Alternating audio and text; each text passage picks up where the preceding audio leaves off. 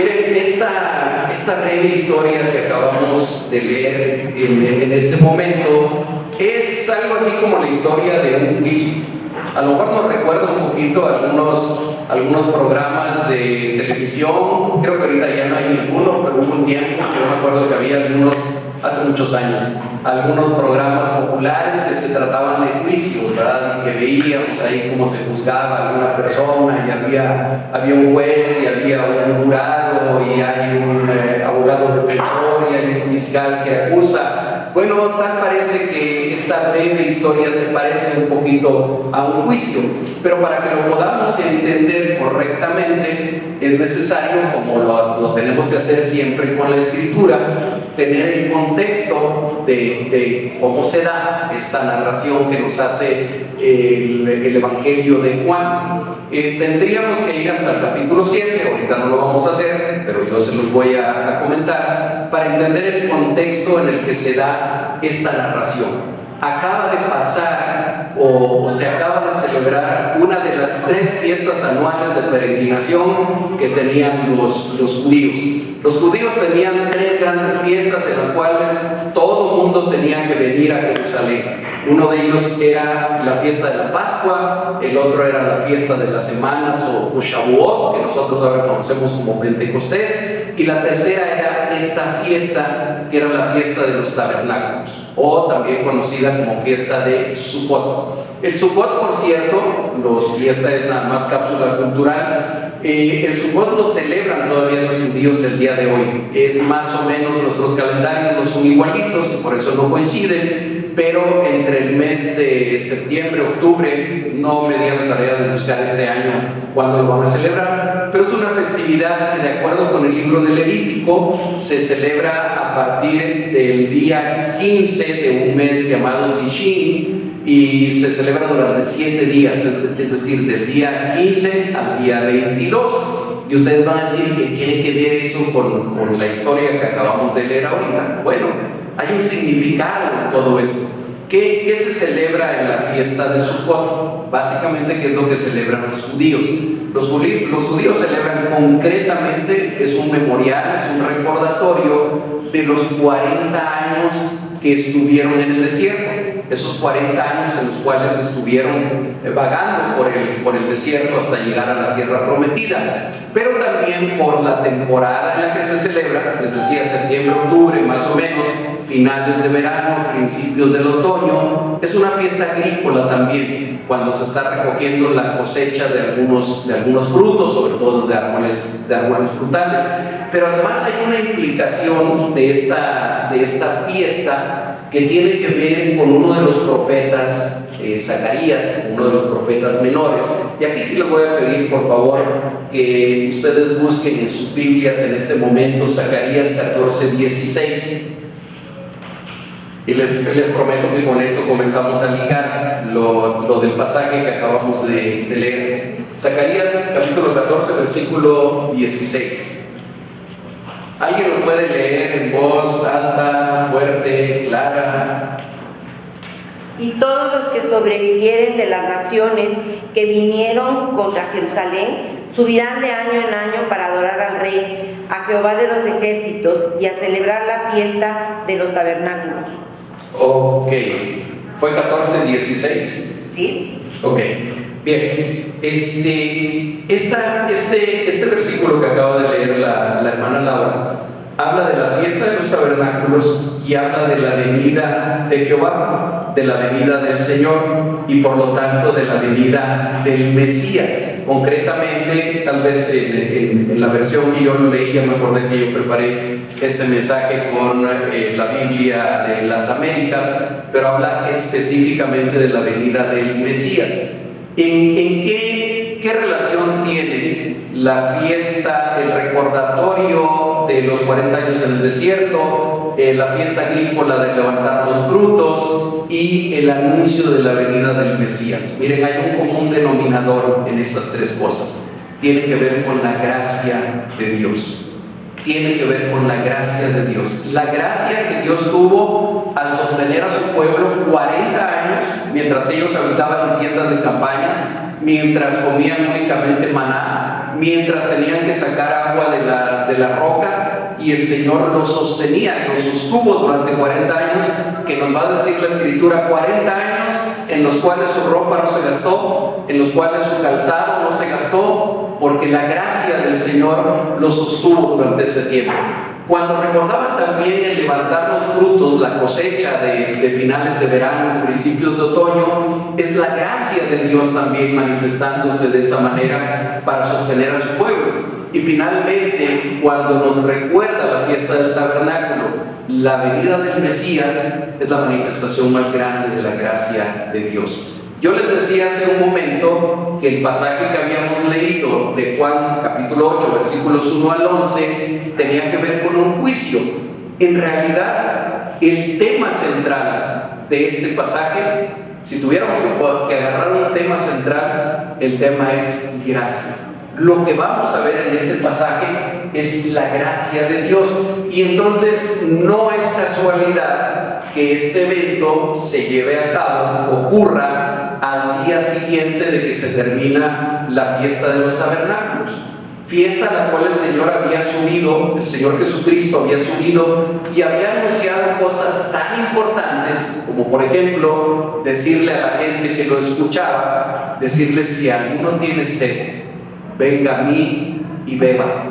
Y si quieren tomar el contexto después del texto que acabamos de leer hace un momento, vamos a encontrar al Señor Jesús diciendo: yo soy la luz del mundo, el que me sigue no andará en tinieblas. Así que en medio de estas dos grandes declaraciones del Señor Jesucristo, si alguno tiene sed, venga a mí, beba, y después: yo soy la luz del mundo, el que me sigue no andará en tinieblas, ahí en medio se encuentra esta historia que acabamos de leer hace un momento.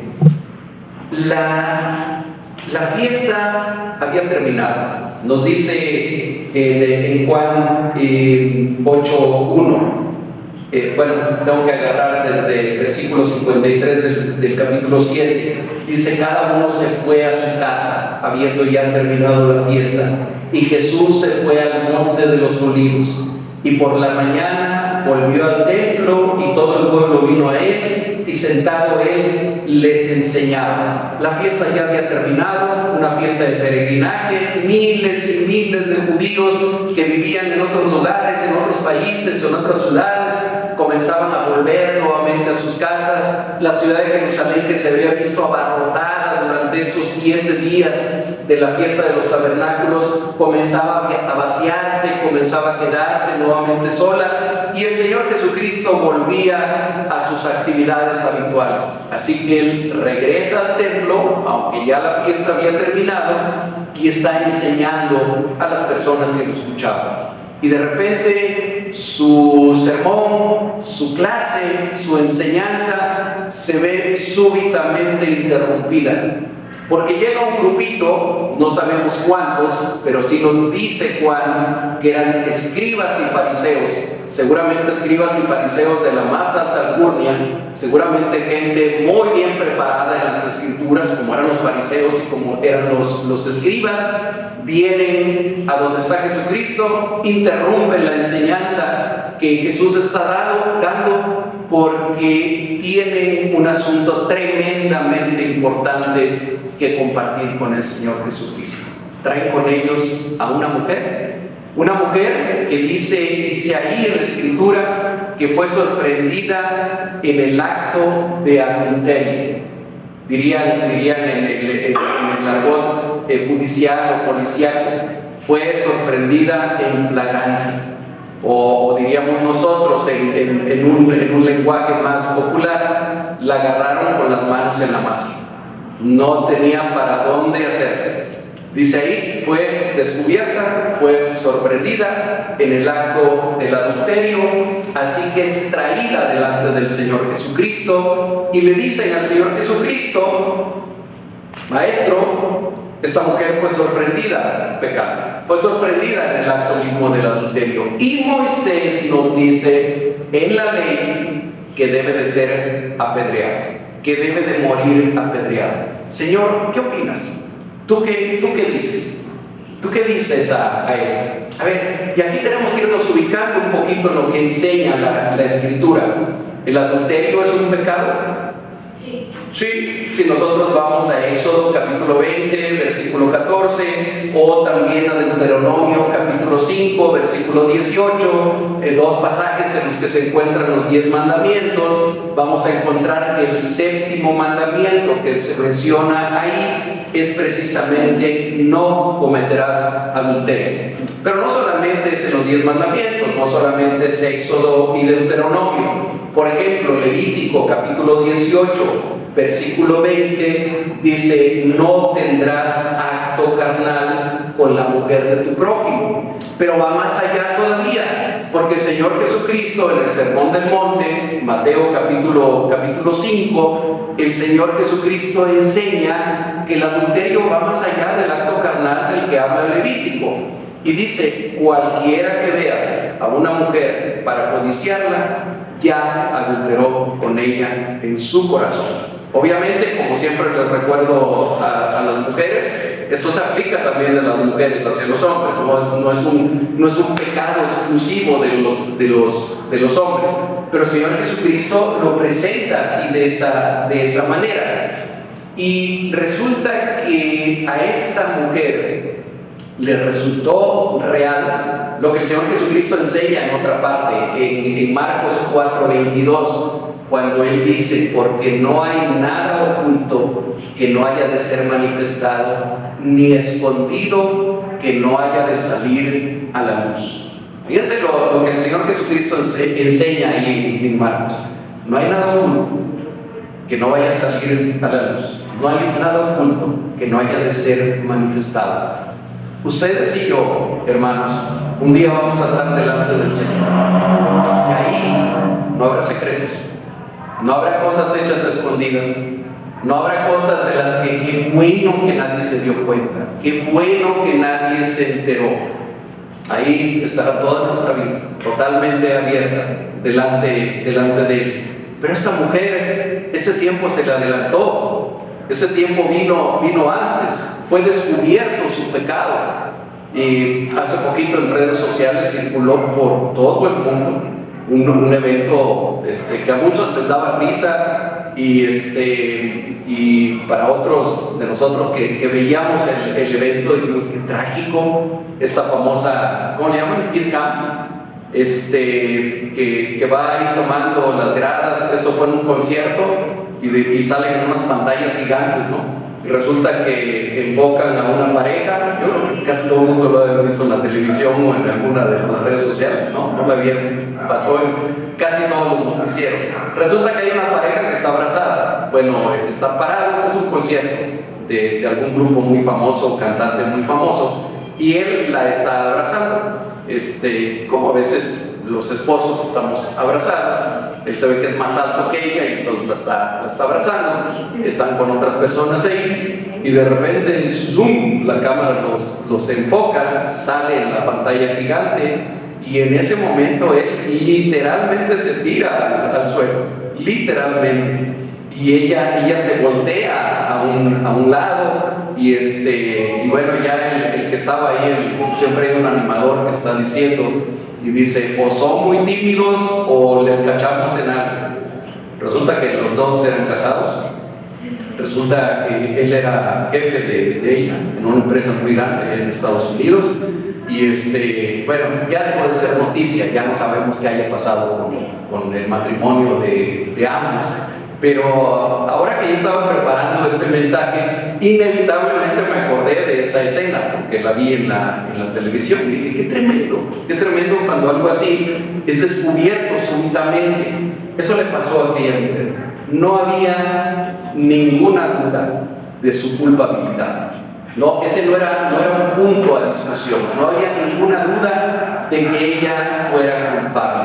De lo que sí había duda era de las intenciones de sus acusadores y jueces. De eso sí puede uno tener duda. ¿Cuáles eran sus intenciones? Estos hombres eran al mismo tiempo policía, fiscal, juez, y pretendían ser verdugos también al mismo tiempo. ¿Cuáles eran las intenciones que ellos tenían. Pusieron a la mujer en medio de todos, expusieron el caso al maestro, como les decía hace un momento. La ley de Moisés dice esto, ¿tú qué opinas? En primer lugar, esta fue una verdad a medias y malintencionada, lo que ellos estaban diciendo. Cuando le dijeron, la ley de Moisés dice esto y esto, una verdad a medias y además malintencionada. En primer lugar, Jesús podría haberles contestado, como lo hizo en otro pasaje, Lucas 12:14, cuando un hombre de ahí de la multitud le dice, Señor, dile a mi hermano que parta la herencia conmigo. Y el Señor Jesucristo le contesta, hombre, ¿quién me ha puesto sobre vosotros como juez o partidor? ¿Quién me ha puesto como juez o partidor? Le dice allá en Lucas 14:22, aquel hombre. Los fariseos y los escribas que trajeron a aquella mujer sabían perfectamente que era lo que tenían que hacer. Conocían la ley de Moisés, sabían con toda precisión qué era lo que la ley decía, tan lo sabían que se la repitieron al Señor Jesucristo en ese momento. En segundo lugar, la porción a la que ellos aluden, que es Levítico 20:10, dice así, la leo literalmente: si un hombre cometiera adulterio con la mujer de su prójimo, el adúltero y la adúltera indefectiblemente serán muertos. La ley no hablaba específicamente de apedrearlos, aunque es cierto que la lapidación era la forma en la que generalmente los judíos aplicaban la pena capital. Solamente que había dos pequeños detalles que nosotros sí tenemos que considerar. En primer lugar, solamente traían a la adúltera. ¿Y el adúltero? ¿Qué pasó con él? No sabemos, ¿verdad? La escritura no nos dice, pero solamente venía la mujer, el hombre no venía. Sabemos cuál era el sentir de la cultura hebrea, de la cultura greco-romana también, en cuanto a la tremenda distinción entre hombres y mujeres. Pero ahí hay un detalle que no podemos dejar de notar. Es de esas ausencias que brillan, ¿verdad? Así como alguien dice, brilla por su ausencia. Bueno, es de esas ausencias que brillan. Ok, Levítico que ellos están mencionando habla del adúltero y la adúltera, pero aquí solamente fue la mujer a la que trajeron. En segundo lugar, hay un hecho histórico que también tenemos que considerar. Roma era quien realmente mandaba en aquel lugar. Roma era quien realmente dominaba en aquel lugar. Y para la cultura greco-romana, especialmente en aquel tiempo que gobernaba Augusto, y Augusto había hecho una serie de leyes morales. Digamos que Augusto fue de los emperadores romanos no tan malo en el sentido de que buscó cosas buenas para el imperio, y el adulterio era considerado como un delito en Roma también. No un delito de muerte, un delito en el cual tanto adúltero como adúltera se les podían expropiar sus propiedades, o incluso podían ser desterrados a algún otro lugar, pero no matarlos. Pero además de eso, los judíos tenían expresamente prohibido por parte de los romanos aplicar la pena de muerte. No podían. Por eso es que no pudieron ellos directamente crucificar al Señor Jesucristo y tuvieron que hacer todo el circo que hicieron, llevarlo con Pilatos y buscar que lo condenaran, porque ellos no podían aplicar la pena de muerte. Así que tal parece que ese pequeño detalle lo dejaban pasar por alto con toda intención, tal vez esperando que el maestro dijera, sí, eso es lo que dice la ley de Moisés. Así que, pues adelante, ¿verdad? Ni modo, si la encontraron en flagrancia de aquel delito, pues adelante, tendrían que apedrearla. Pero sucede que el Señor Jesucristo no hace eso. Miren, así como hay ausencias que brillan, también, hermanos, hay silencios que gritan. Hay silencios que gritan. Hay veces que se dicen más con el silencio que con lo que uno grita o que con lo que uno habla. Y el Señor Jesucristo en ese momento guardó silencio, pero siendo de esos silencios que gritan. El Señor Jesucristo conocía perfectamente el corazón de aquellos hombres, conocía la intención de aquellos hombres.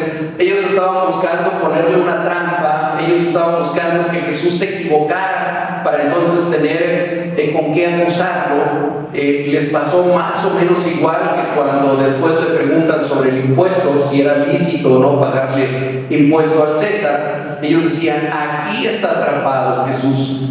A ver, no tiene más que de dos: o violar la ley de Moisés, diciendo no la apedreen, pobrecita, y entonces demostrar que efectivamente no quiere cumplir la ley de Moisés, o va a tener que decir que sí y que efectivamente hay que apedrear. Número uno, va a estar violando la ley romana y se va a echar a Roma encima. Número dos, va a decepcionar a todos sus seguidores, de los cuales muchos eran mujeres, por cierto. A Jesús lo seguía una gran cantidad de mujeres. Así que el Señor Jesucristo se queda callado, no porque está pensando cómo contestarles, no porque no supiera qué decir. Yo creo que en ese momento el Señor Jesucristo lloraba, como lo haría más adelante cuando llora sobre Jerusalén y dice: Jerusalén, Jerusalén, cuántos profetas te he mandado y a todos ellos los has matado y los has perseguido. Cuántas veces quise, como la gallina, juntar a sus polluelos debajo de sus alas y no quisiste. Yo estoy seguro que el corazón del Señor Jesucristo en ese momento lloraba por la dureza, por la maldad, por la hipocresía de aquellos hombres. Y él entonces, dice la Escritura, se inclina en tierra, escribe algo en tierra. Yo a veces he escuchado y a lo mejor lo he pensado también, que habrá estado escribiendo el Señor Jesús en tierra. Eso es lo menos importante, lo que haya escrito. Él estaba simplemente guardando silencio por la actitud de aquellos hombres. Pero ellos insistieron, ellos le volvieron a preguntar otra vez: Señor, ¿qué respondes? ¿Qué hacemos? ¿Tú qué opinas? Y entonces el Señor Jesucristo se levanta y transforma a aquellos jueces en acusados. Con unas pocas palabras, ellos pasan de ser fiscal, juez y verdugo, pasan a ser los que están sentados en el banquillo de los acusados. Porque les dice simplemente: el que de ustedes no tenga pecado, que sea el primero en lanzar la piedra. Quien de ustedes no haya pecado, adelante, sea el primero en comenzar con la lapidación. Desde luego que el Señor Jesucristo sabía cuántos adúlteros había en aquel grupo. Desde luego que sabía no solamente cuántos adúlteros había, cuántos mentirosos, cuántos ladrones, cuántos homicidas, cuántos chismosos, cuántos blasfemos había entre ellos. Jesús lo conocía, sabía el corazón de ellos y les dice: ok, quien de ustedes no tenga pecado, comience con la lapidación, sea el que aviente la piedra primero. Y dice que acusados por su propia conciencia. Y por eso les digo que pasaron súbitamente de ser fiscal, juez y verdugo, pasaron a ser acusados por su propia conciencia. Dice que uno a uno fueron saliendo, comenzando del más grande al más chico. Y súbitamente entonces el Señor Jesucristo se quedó solo con aquella mujer. Y es cuando entonces vemos la gracia de la que estuvieron hablando seguramente a lo largo de 7 días durante la fiesta de los tabernáculos, durante la fiesta del Sukkot, y seguramente adorando a Dios porque los había sostenido 40 años en el desierto, y adorándolo y dándole gracias por la cosecha que se acababa de levantar, y seguramente diciéndole al Señor que mandara al Mesías, pero hablando de una gracia que ellos no vivían, que ellos no podían ejercer, que ellos no podían experimentar en su propio corazón. Y entonces el relato de este juicio concluye con un veredicto, pero con un veredicto muy diferente al que los escribas y fariseos esperaban, y un veredicto, yo creo que muy diferente al que la misma mujer, sorprendida en su pecado, se hubiera imaginado. Así que, irónicamente, curiosamente, y algo que hay que resaltar, es que la única persona que estaba en ese lugar, en aquel grupo, y que calificaba como juez, era el Señor Jesucristo. Era el único. Él dijo: el que esté libre de pecado, sea el primero en lanzar la piedra? ¿Quién de entre todo el grupo estaba libre de pecado? Jesús, solamente Jesús, solamente Él. Él sí pudo haber tomado la primera piedra y haberla lanzado, porque Él era libre totalmente de pecado. Pero qué hermoso, y aquí es donde vemos la gracia manifestarse, que el único que podía actuar como fiscal, como acusador y como juez, toma el papel de abogado defensor, toma el papel de perdonador. Vemos su gracia manifestarse en ese momento. Así que el único verdadero fiscal y juez en aquel lugar hace solamente dos preguntas. Si ustedes se acuerdan de aquellas películas de juicios y todo eso, generalmente el fiscal se levanta, va a donde está el acusado y comienza a hacerle una serie de preguntas difíciles de contestar para atraparlo, ¿verdad? Y para comenzar a demostrar la culpabilidad de aquella persona. Este fiscal solamente le hace dos preguntas a aquella mujer. ¿Dónde están los que te acusaban? ¿Dónde están los que te acusaban? ¿Ninguno te condenó? Esas fueron las únicas dos preguntas de aquel fiscal. La respuesta de la acusada debe haber estado cargada de asombro, de estupor y de temor por lo que el maestro pudiera dar como su propio veredicto. Ella sabía perfectamente que era culpable, así que su temblorosa respuesta en aquel momento fue solamente: ninguno, Señor. ¿Dónde están los que te acusaban? ¿Ninguno te condenó? Y ella solamente responde: ninguno, Señor. Y entonces el Señor, el juez de todo el universo, emite su sentencia en 9 palabras únicamente. 9 palabras que encierran el significado de la gracia, del perdón y de la restauración. Ni yo te condeno, vete y no peques más. Ni yo te condeno, vete y no peques más. Hermanos, ¿con cuál de todos estos personajes se identifican ustedes? ¿Con cuál me puedo identificar yo? ¿Con cuál personaje de esta historia nosotros tendríamos que decir, creo que yo me parezco a este personaje? ¿Cuántas veces nosotros hemos actuado como policía, como fiscal, como juez y como verdugo ante el pecado de otros, ante la culpa de otros, ante los errores de otros? ¿Cuántas veces a lo mejor lo hacemos legalmente, como lo estaban haciendo aquellos escribas y aquellos fariseos? Estaban actuando estrictamente apegados a la ley. Si de algo no los podemos acusar, es de que estaban sacando una ley quién sabe de dónde. No, ellos la conocían, ellos estaban apegados a la ley. ¿Cuántas veces nosotros no caemos también en un legalismo sin gracia, en un legalismo duro, en el cual nos atrevemos a señalar el pecado de algún hermano, de alguna hermana, la culpabilidad de alguien que ha pecado? Y a veces creo que nos parecemos también un poquito a otro fariseo de otra historia que cuenta el Señor Jesús, uno que estaba en el templo y que estaba orando cerca de un publicano.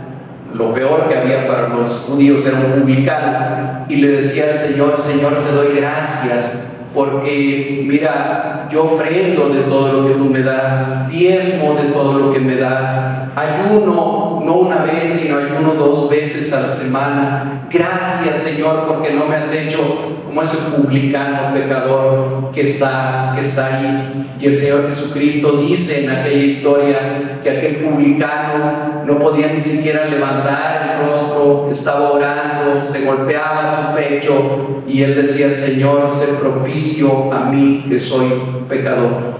¿Cuántas veces nosotros no nos levantamos como jueces de otros, pero no nos juzgamos a nosotros mismos? O el pecado que nosotros lo podemos ver pequeñito y lo podemos explicar y lo podemos excusar, en otros lo vemos enorme. O poniéndolo al revés, vemos un pecado terrible en otros, pero cuando lo vemos en nosotros mismos, decimos, bueno, es que finalmente estoy en esta carne. Finalmente estoy en esta carne. Es que el diablo me empujó. Es que el cochino Satanás metió su pie y pues yo me tropecé y me caí. ¿Sí? Y buscamos múltiples maneras de excusar nuestra propia culpa. Pero hermanos, hay otra persona, otro personaje en esta historia con el cual creo que deberíamos identificarnos. Y es con la mujer. Es con aquella mujer. Con aquella mujer que fue exhibida, que fue sorprendida sí, en su pecado, en su delito. No había ni la menor duda de su culpabilidad, pero que ella encontró en medio de su pecado la gracia que nosotros encontramos también en el Señor Jesucristo. Y yo sé que muchas veces nosotros, ahora déjenme hablar de este otro aspecto también de lo que enseña esta historia. Hermanos, a veces nosotros cargamos con nuestra culpa toda nuestra vida. Hay veces en nuestro pasado hay cosas que nos pesan, hay pecados que nos pesan, hay culpabilidad que sentimos todavía en nuestro corazón y que aunque leemos en la palabra y sabemos que Dios ya nos perdonó y sabemos que el Señor Jesucristo murió en la cruz del Calvario por nosotros, seguimos cargando con esa culpa. Si hay alguien aquí que vive eso, si alguien vive con esa culpa encima de él o de ella, hay una buena noticia para nosotros. Hay una buena noticia para cada uno de los que estamos aquí. El Espíritu Santo inspiró pocos años después de esta historia a otro hombre, a Saulo de Tarso, a Pablo, quien escribió en Romanos 8, 33 y 34, déjenme leerlo. Dice, ¿quién acusará a los escogidos de Dios? Dios es el que justifica. ¿Quién es el que condenará? Cristo es el que murió. Más aún, el que también resucitó, el que además está a la diestra de Dios, el que también intercede por nosotros. Yo creo que si el Señor Jesucristo estuviera aquí en esta tarde y viera la culpa que tenemos o la culpa que estamos cargando a lo mejor desde hace años o desde hace décadas o desde hace semanas o días, no importa desde hace cuánto tiempo, probablemente el Señor en su gracia, en su perdón, en su misericordia nos diría hoy, yo no te condeno, yo no te condeno, vete y no peques más. Y mire, este vete tiene también un tremendo significado. No es que le dijera a aquella mujer, no importa lo que hiciste, no te preocupes, mira, no está tan mal. Después de todo el mundo lo hace. Después de todo hay muchísimos que hacen lo mismo que tú hiciste. Este vete no quiere decir eso. Hoy en la mañana estaba yo escuchando un mensaje de otro pasaje de la Escritura que habla del ciego Bartimeo. ¿Se acuerdan ustedes del ciego Bartimeo? Y cómo aquel hombre clamaba cuando oyó que Jesús estaba pasando por ahí, hasta que el Señor Jesús dice que lo traigan. Viene aquel hombre y le dice, ¿qué quieres que haga para ti? ¿Qué quieres que haga contigo? Y le dice, Señor, que recupere yo la vista, que vuelva yo a ver nuevamente. Y el Señor Jesucristo le dice, vete. Me lo recordó hoy en la mañana porque tiene que ver también con este pasaje. Le dice, vete, tu fe te ha salvado. Y este vete tiene que ver con sigue viviendo, sigue adelante. No te quedes con este peso encima de ti. Así como al ciego le dijo, vete, tu fe te ha sanado, tu fe te ha salvado, aquella mujer le dice, sigue viviendo, sigue con tu vida, sigue adelante, yo no te condeno. El único que tiene derecho a condenarte, no te condena. El único que tiene derecho a señalarte, no te señala. El único que tiene derecho a traer juicio sobre de ti, trae perdón sobre de ti. Trae gracia sobre de ti. Así que nosotros tendríamos que escuchar nuevamente y día tras día esa voz que nos dice: vete, sigue viviendo, sigue adelante con la vida. Pero el Señor Jesucristo no se queda ahí nada más, agrega algo más para aquella mujer. Le dice: y no peques más. Ahora aquella mujer era libre verdaderamente. Ahora era lo que seguramente no había sido nunca en la historia de su vida. Era verdaderamente libre, no había culpa sobre de ella, no había carga que ella tuviera que llevar. Pero hay una exhortación, hay un consejo, hay una recomendación clara de parte del Señor Jesucristo. Sí, vete, pero no peques más. No quiere decir que esto que hiciste no tenga importancia. No quiere decir que esto no merezca juicio. Sí lo tiene y sí lo merece. Pero estás perdonado. Pero hay gracia sobre de ti. Así que ahora sigue adelante con tu vida, pero no sigas adelante con la misma vida. Sigue adelante con tu vida, pero con una diferencia: eres libre del pecado. Ya no eres esclava del pecado. Ya no somos esclavos del pecado. Por eso también dice allá en Romanos 8:1: ninguna condenación hay para los que están en Cristo Jesús.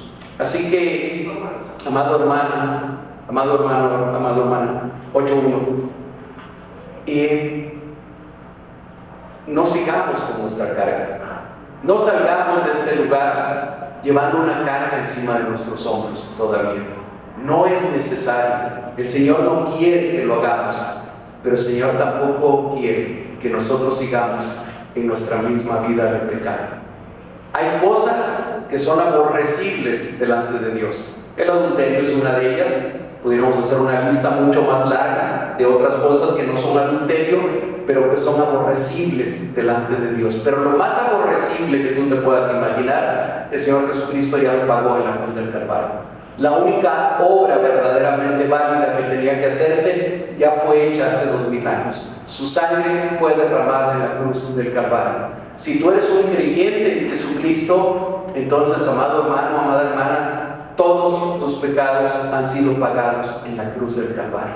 Y si tú todavía no eres un creyente en Jesucristo, este es el día para que vengas al único lugar a donde la sed puede ser quitada, que es a los pies de Jesucristo. Al único lugar a donde hay una verdadera luz que ilumina y que te permitirá no vivir más en tinieblas. Y eso es a los pies de Jesucristo. Yo quisiera que oremos en este momento, pero quisiera que hiciéramos algo un poquito diferente a lo que hacemos habitualmente al terminar el mensaje.